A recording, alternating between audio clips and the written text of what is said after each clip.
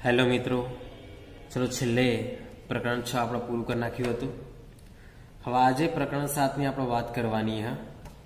પ્રકરણ 7 પ્રત્યાવર્તી પ્રવાહ। પ્રકરણ 7 માં આપણે જોઈ લઈએ પ્રત્યાવર્તી પ્રવાહ। પ્રકરણનું નામ પ્રત્યાવર્તી પ્રવાહ એટલે શું? તો પ્રત્યાવર્તી પ્રવાહ કંઈ નવો શબ્દ નથી, જાણીતો શબ્દ। પ્રકરણ 7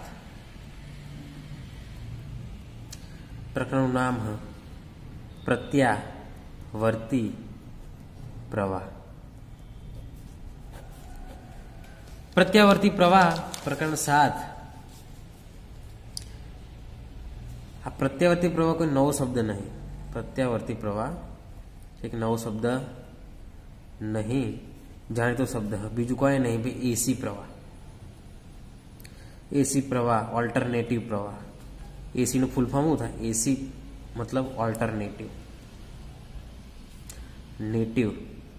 પ્રવાહ।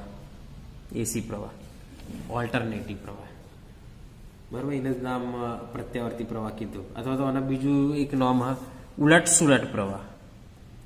ઉલટ સુલટ પ્રવાહ પણ કહેવામાં આવે છે। હવે પ્રવાહના બે પ્રકારો પડ્યા, એસી અને ડીસી। પ્રવાહના બે પ્રકારો પડે, એસી અને ડીસી પ્રવાહના પ્રકાર। એસી અને ડીસી ચલો આપણે જોઈ લઈએ બંને વચ્ચે ફેર શું હ।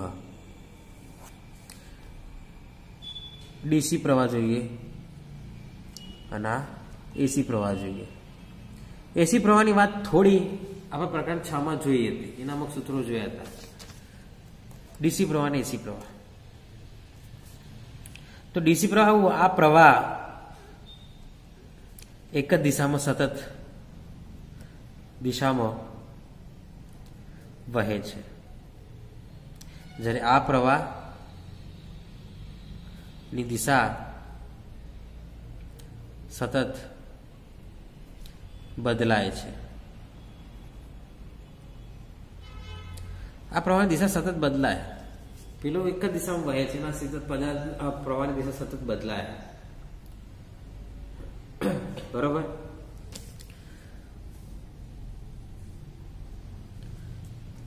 जो मारे दौरवी हो तो आ रीते आनो आलेख दौरी शकाय। डीसी प्रवाह એટલે सीधो समय टी आई विरुद्ध टी नो आलेख दौरवो तो सीधो प्रवाह आ रीतना। जरे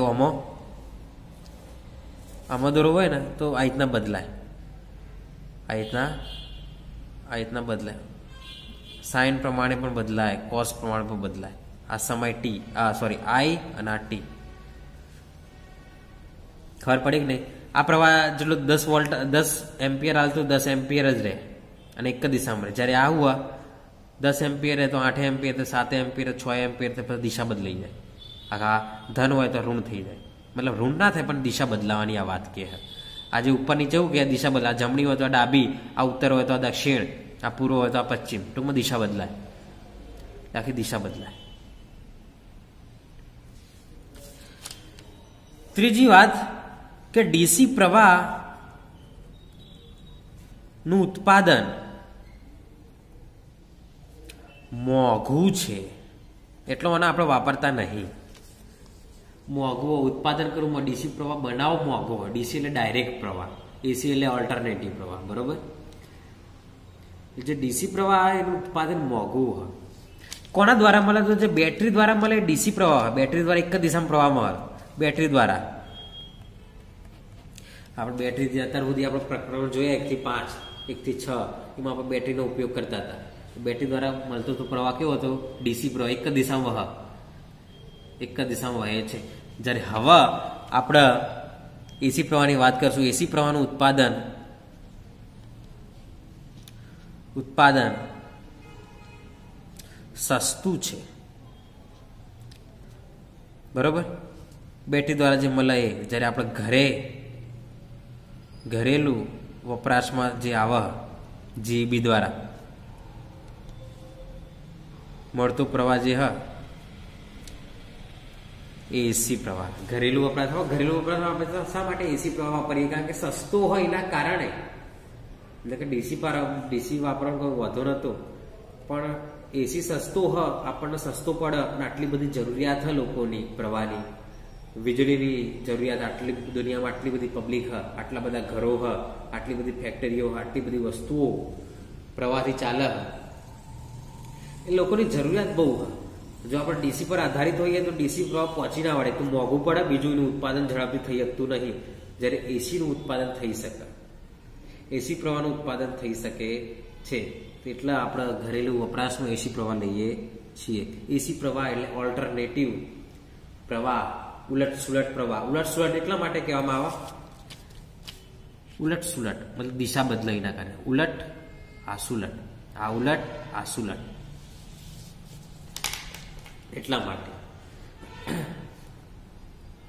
ખબર પડી ગયા વાત. તો એસી પ્રવાહની વાત થઈ ગઈ છે. 10મા ધોરણમાં તમારે આવી જ ગયું હશે, બરોબર?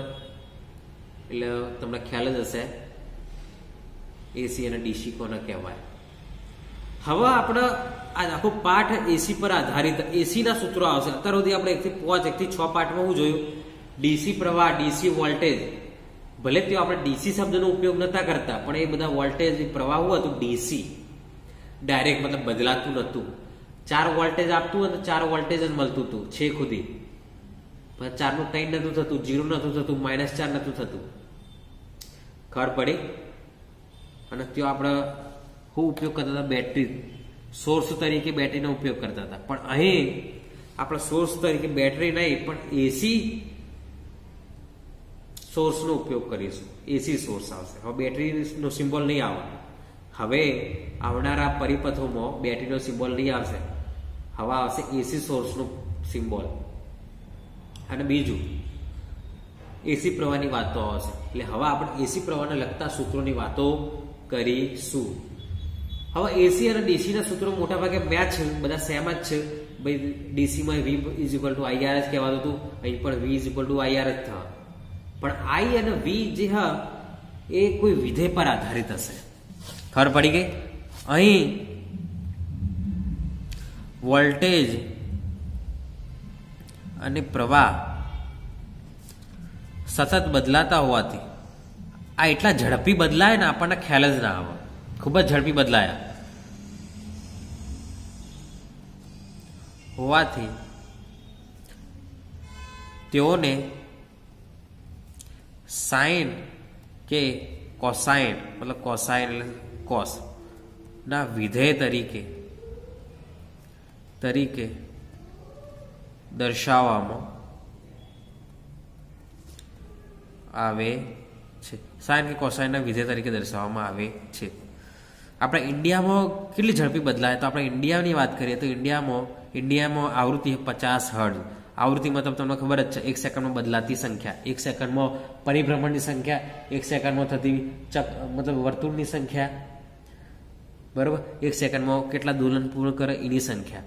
એટલે આપણે ઇન્ડિયામાં 50 હર્ટ્ઝ છે, મતલબ 1 સેકન્ડમાં 50 વખત દિશા બદલે. એટલે ખબર જ ના પડે આપણને. આપણને એવું લાગે પ્રવાહ સતત આવી રહ્યો, પણ વાસ્તવમાં બદલાતો હોય, સતત દિશા બદલતો પ્રવાહ હોય. પણ 1 સેકન્ડમાં 50 વખત, 1 સેકન્ડમાં 50 વખત થાય એટલે આપણને ખબર જ ના પડે, ખ્યાલ જ ના આવે. ખબર પડી આ વાત? એટલે આપણે જે ઇન્ડિયામાં આવૃત્તિ હ આપણા એસી પ્રવાહની આવૃત્તિ 50 હર્ટ્ઝ છે. જ્યારે અમેરિકામાં કેટલી છે? આ ઇન્ડિયામાં. જ્યારે અમેરિકામાં કેટલી? 60 હર્ટ્ઝ. America USA. અમેરિકામાં 60 હર્ટ્ઝ, ઇન્ડિયામાં 50 હર્ટ્ઝ. એટલે 50 હર્ટ્ઝ મતલબ 50 વખત દોલન કરે 1 સેકન્ડ. ઇન્ડિયામાં 50 વખત દોલન કરે, 50 વખત ચક્કર. દોલન એટલે ઓયથી સ્ટાર્ટ કરીને કોઈ પાછું આવે એટલે 1 દોલન પૂરું. ઓયથી સ્ટાર્ટ કરીને પ્લસ થવું, પછી માઇનસ થવું, પાછું આવે એટલે 1 દોલન પૂરું, પાછું આ 1 દોલન પૂરું. એટલે આવું 50 વખત 1 સેકન્ડમાં થઈ જાય. પ્લસ થઈને માઇનસ થઈ જાય, મતલબ ઉત્તર થઈને દક્ષિણ થઈ જાય, ખબર જ ના પડે. એટલે આપણને ખબર પડતી નથી, કારણ કે 1 સેકન્ડમાં 50 વખત એટલે શું થયું? 1 સેકન્ડ એટલે હમણાં હાલ ગુજરી જાય, ઝડપથી પસાર થઈ જાય. એટલે આ તો થઈ એસીની વાતો. ડીસીની વાત અત્યાર સુધી જે કરીએ, ડીસીની વાતો હતી, હવે એસીની વાત કરવાની છે. ખાલી ફેરવું પડશે કે અહીં વોલ્ટેજ અને પ્રવાહ એ બધા સાઇન અને કોસાઇનના વિધેયો હશે. મતલબ કેવી રીતે બદલાય? જો આ રીતે બદલાતા હોય તો એ સાઇનનો, જો આ રીતે બદલાતો હોય આ રીતે બદલાતો હોય તો કોસાઇનનો મતલબ મેક્સિમમ થઈને પછી આવું થાય. જો 0 થી સ્ટાર્ટ થતો હોય સાઇનનો કહેવાય, જો ઉપરથી સ્ટાર્ટ થતો હોય એ કોસાઇનનો કહેવાય. ખબર પડી આ વાત? આલેખમાં આ કોસાઇનનો આલેખ, કોસનો આલેખ, કોસનો આલેખ, જ્યારે આ સાઇનનો આલેખ. એટલે હવે કઈ રીતના બદલાય હા એના સૂત્રમાં જ ખબર પડી જશે. સૂત્રો જેવા આવશે કે આપણને ખબર પડી જાય સાઇન પર આધારિત હા, કોસાઇન પર આધારિત. જો સાઇન પર આધારિત હોય તો એ આ રીતે બદલાય હા, તો કોસાઇન પર આધારિત હોય તો આ રીતે બદલાય. ક્લિયર? તો આ એસીની વાતો થઈ. હવે આપણા ચેપ્ટરમાં આગળ વધીએ તો એસીના આપણે સૂત્રો જોઈ લઈશું. તો પહેલાં તો એસી પરિપથ જોઈ લઈએ કેવો હોય. તો એસી પરિપથ જ જોઈ લઈએ અને અમુક સૂત્રો જોઈ લઈએ. તો થિયરી હા આપણી કોઈ અવરોધ ના હોય, અવરોધ તો ખરા. એસી વોલ્ટેજ એસી પ્રવાહ ઠીક પણ આ પરિપથનો અવરોધ તો ખરા. લાગુ પાડેલ એસી વોલ્ટેજ, એસી વોલ્ટેજ આ વસ્તુ યાદ રાખજો. ડીસી વાળો ડીસી નહીં કે પણ એસી વાળો એસી કહેશે એટલું યાદ રાખજો. કોઈ થિયરી હા, કોઈ સૂત્ર હા, કોઈ દાખલો હા, એમાં કીધું વોલ્ટેજ શોધો તો આપણે કન્ફ્યુઝ થઈ કયો વોલ્ટેજ એસી કે ડીસી. તો એટલું સમજવાનું, ફક્ત વોલ્ટેજ કે તો સમજી જવાનું ભાઈ આ ડીસી વોલ્ટેજ હા, મતલબ જે 1 થી 5 સૂત્રો આવે એનો ઉપયોગ કરવાનો, 1 થી 6 જે સૂત્રો આવે એનો ઉપયોગ કરવાનો. પણ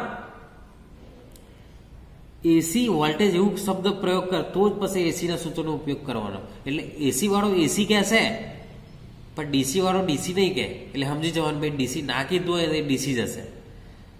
બરાબર? ડીસી ના કીધું હોય ને એકલો વોલ્ટેજ એકલો પ્રવાહનો શબ્દ ઉપયોગ કરેલો હોય તો સમજી જવાનું ડીસી હશે. જ્યારે એસી વાળો તો એસી કહેશે એસી પ્રવાહ શોધો, એસી વોલ્ટેજ શોધો. બરાબર? ખબર પડી ગઈ આ વાત? હવે જુઓ અવરોધે લાગુ પાડેલો એસી વોલ્ટેજ આપણે શોધવો. ચલો પરિપથ દોર નાખીએ. હવે બેટરી દોરવી है तो બેટરીનો સિમ્બોલ અહીં આવો, કારણ કે એસી બેટરી है મતલબ એસી સોર્સ આ રીતે.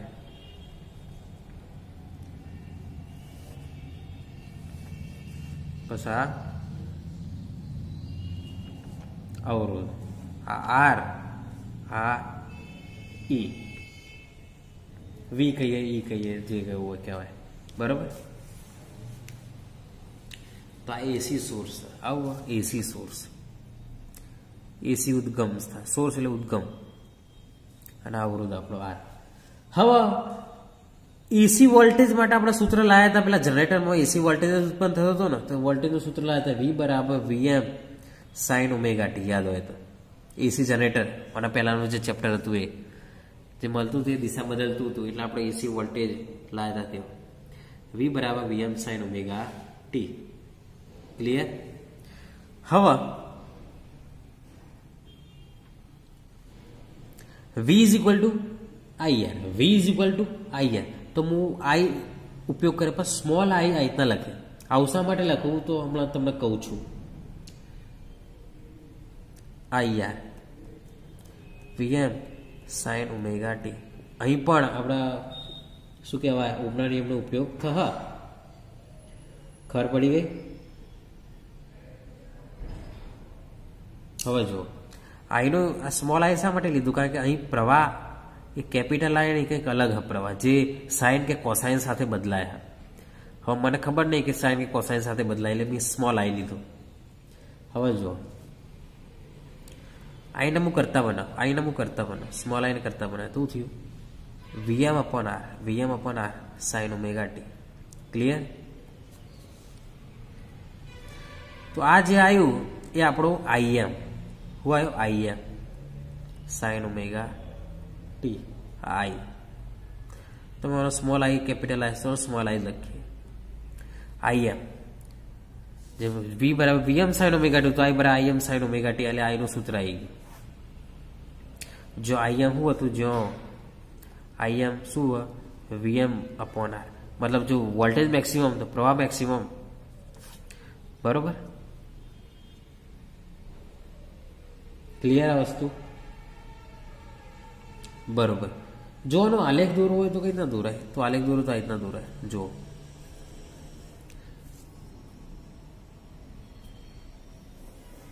આ બાજુ પહેલાં તો વોલ્ટેજનો આલેખ દૂર નાખે. વોલ્ટેજ આ રીતના બદલાય. વોલ્ટેજ કયો વિધેય? સાઇન વિધેય. સાઇન વિધેય એટલે સાઇન વિધેય કેવું હોય? 0 થી સ્ટાર્ટ થાય. તો આ રીતે બદલાય વોલ્ટેજ આ રીતના. તો આઈ પણ સાઇન વિધેય તો કઈ રીતના આવશે? આ રીતે આવશે.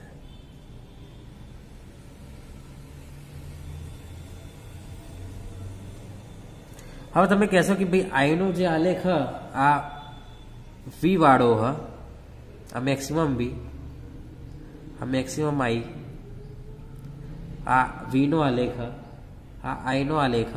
તો તમે કહેશો આઈને ચમ નેનો? કારણ કે આઈ નેનો જ હોય કે ભાઈ, આઈ નેનો હોય કારણ કે નેચર આર આવે, ભાગાકારમાં આર આવે. જ્યારે વીમાં આર હતું, વીમાં કોઈ આર હતું ભાગાકારમાં? તો ના. તો આ વી તો મોટો જ હોય. આઈ હંમેશા એના કરતા નેનો હોય કારણ કે ભાગાકારમાં આર આવે. વીના ભાગાકારમાં આર આવે તો આઈ ઘટી જાય. તો આઈ હંમેશા નેનો જ હોય વી કરતા. ક્લિયર આ વસ્તુ? ક્લિયર, ખબર પડી ગઈ?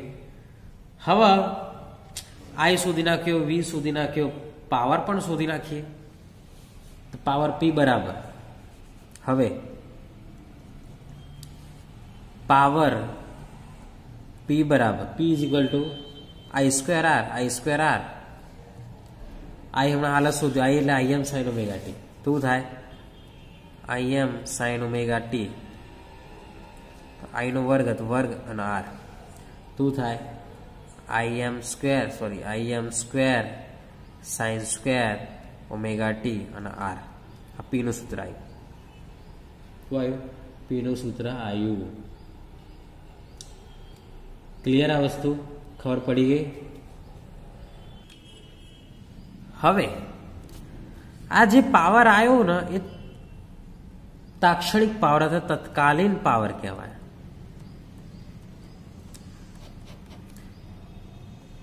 કેમ કે પાવર બદલાય સતત સાઇન પ્રમાણે.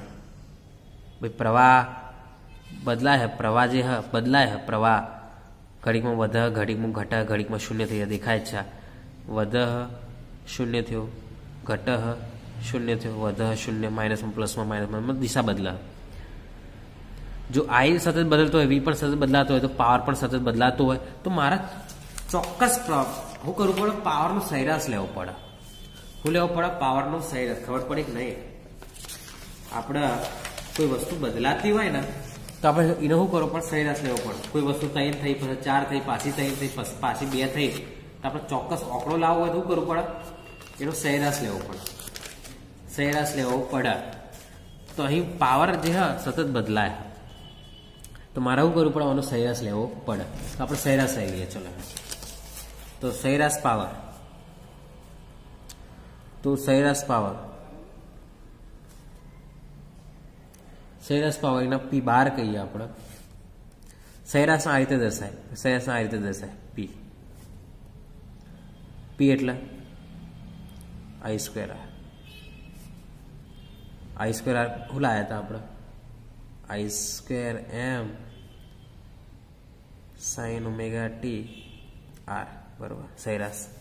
હવે સરેરાશની અંદર જે ચોક્કસ હોય તો બહાર નીકળી જાય. શું હોય ચોક્કસ? આ ચોક્કસ, મેક્સિમમ વસ્તુ ચોક્કસ હોય, અવરોધ ચોક્કસ બહાર નીકળી જાય. અંદર સાઇન ઓમેગા ટી. સાઇન વિધેય જે બદલાય સતત. ખબર પડે કે નહીં પડતી? મેક્સિમમ વસ્તુ તો ફિક્સ છે. મેક્સિમમ જે હોય તો બદલાવાનું નહીં, ઓકળું. પણ આખો પ્રવાહ બદલાય કોના? સાઇન પ્રમાણે. એટલે સાઇન બદલાય.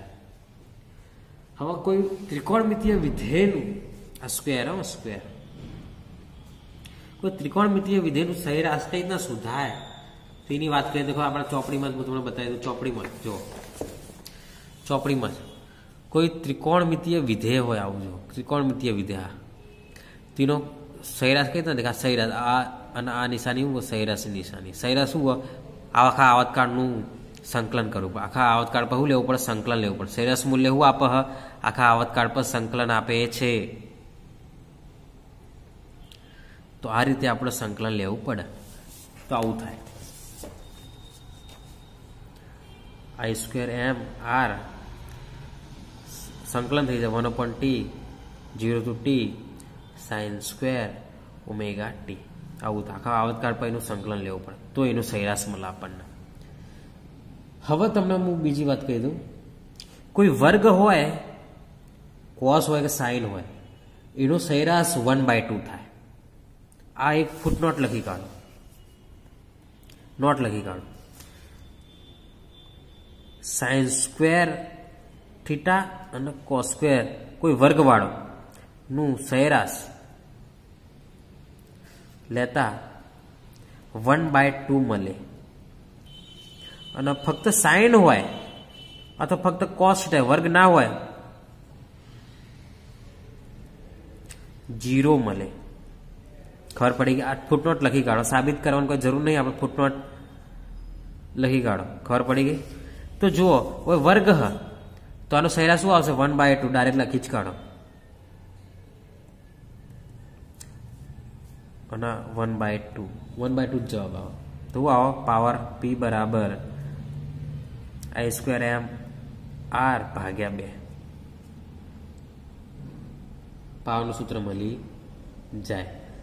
તો આ કયો? સરેરાશ પાવર. સરેરાશ પાવર. ક્લિયર? આ વસ્તુ ખબર પડી ગઈ? હવે એ રીતે આપણે પ્રવાહ પણ જે બદલાય છે એનો પણ સરેરાશ લઈ શકીએ. પ્રવાહ બદલાય એનો પણ આપણે સરેરાશ લઈ શકીએ છીએ. બરોબર? હવે પાવરમાં તો વધુ નતો. હવે પ્રવાહની વાત કરીએ. પ્રવાહનું RMS મૂલ્ય. પ્રવાહનું RMS મૂલ્ય. RMS મૂલ્ય મતલબ RMS એટલે શું થાય? RMS એટલે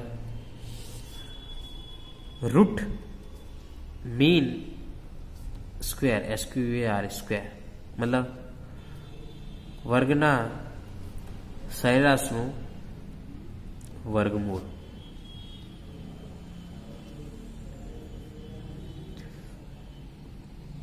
બરોબર? તો પ્રવાહનું RMS મૂલ્ય શોધવું. હવે RMS એટલે એક પ્રકારનું સરેરાશ પ્રવાહ. RMS પ્રવાહ મતલબ સરેરાશ પ્રવાહ. RMS પ્રવાહ મતલબ એક પ્રકારનો સરેરાશ પ્રવાહ કહેવાય. બરોબર? હવે સરેરાશ પ્રવાહ શોધવો અમારા, સરેરાશ પ્રવાહ કરવો અમારા, તો એક રીત RMS. I નો RMS કરવો અમારા, શું કરવું પડે? આ રીતનો ઉપયોગ. વર્ગના એટલે પહેલા તો મારે વર્ગ કરી નાખો, સરેરાશનું સરેરાશ કરી નાખો, એનું વર્ગમૂળ કરી નાખો. દેખો આખું આવી ગયું. પહેલા તો એ સદિશ લીધો, વર્ગ કર્યો, વર્ગ લખેલો છે વર્ગના, પછી એનો સરેરાશ લીધો અને વર્ગમૂળ કર્યું. બરોબર? તો RMS મૂલ્ય મળી જાય. ચલો મેલો, કિંમતો મેલો. I² એટલે Im² sin² ωt. બરોબર? હવે જો વર્ગમાં Im બહાર નીકળી જાય, અંદર વધ્યું sin² ωt. હમણાં હાલ જ કીધું ભાઈ કોઈ વર્ગ હોય એનો સરેરાશ શું થાય? 1/2. તું વધે Im²/2. બરોબર? આ IRMS શોધી રહી. IRMS. હવે બાજુમાં જ લખું IRMS. Im નો વર્ગ એટલે વર્ગમૂળ કેન્સલ. તો IRMS શું થાય? IRMS શું થાય?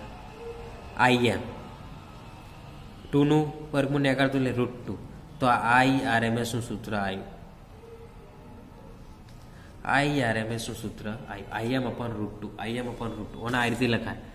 IRMS બીજું કોઈ નહીં, 1/√2.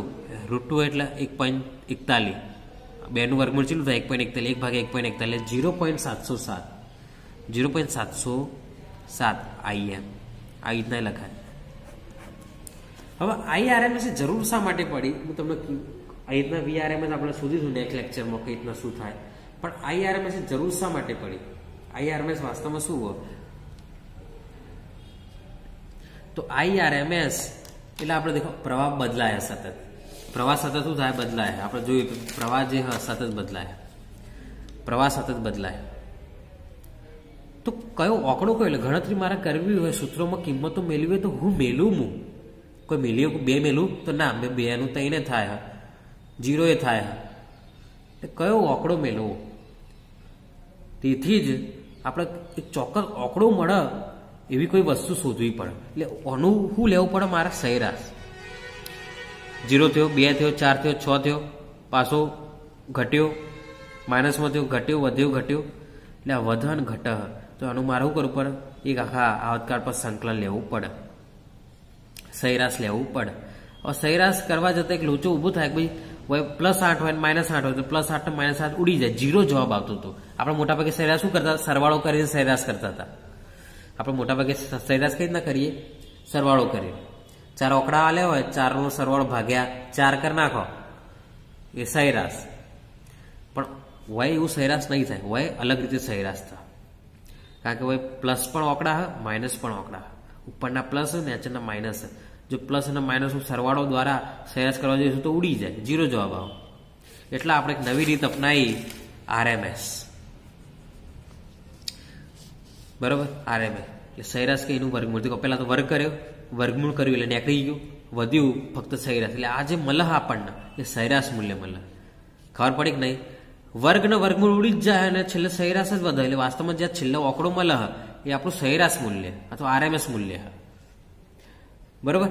હવે આ આપણને એક આંકડા સ્વરૂપે મળ્યું. એટલે આપણે કોઈ પણ સૂત્રમાં આનો ઉપયોગ કરીએ કે આપણે કોઈ સૂત્ર આલેલું હોય, બરોબર, તો આપણે ખાલી મેક્સિમમ ખબર હોય, √2 વડે ભાગી નાખો એટલે આપણને IRMS મતલબ સરેરાશ પ્રવાહ મળી ગયો. બસ એનો ઉપયોગ સૂત્રમાં કરી શકાય છે.